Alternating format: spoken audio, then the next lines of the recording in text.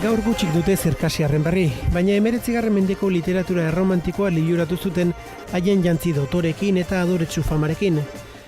Sotxiko Olinpiar Jokoek ahanzturatik atera duten nazio hau Istanbuldik New Yorkeraino egin dituzten protestengatik. Jokoak Errusiak Kaukasoko konkista burutu zuen leku berean egitea gaitzesten dute.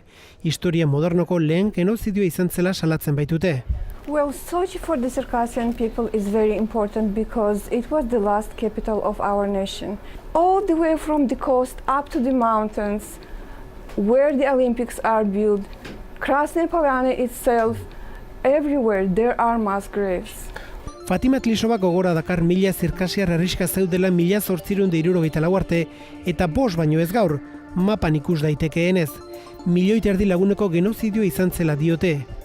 Tlisova Txetxeniako krimenak salatzeagatik hil zuten Anna Politovskaiaren lankide izan zen. Tlisova ere baitu eta torturatu egin zuten eta erbestean bizi da.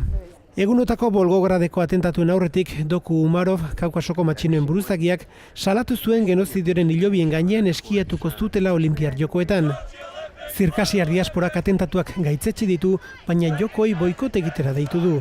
Sochi is like our Auschwitz. No one would dream of having an Olympics in Auschwitz. Zirkasiarrek kontraesana salatzen dute. Errusiak mundu osoa gonbidatu du egunotan Sotxira, baina bertako jatorrizko herriari ukatu egiten dio itzultzeko eskubidea. Siriako gerran harrapatuta dauden 200.000 zirkasiarrei esaterako.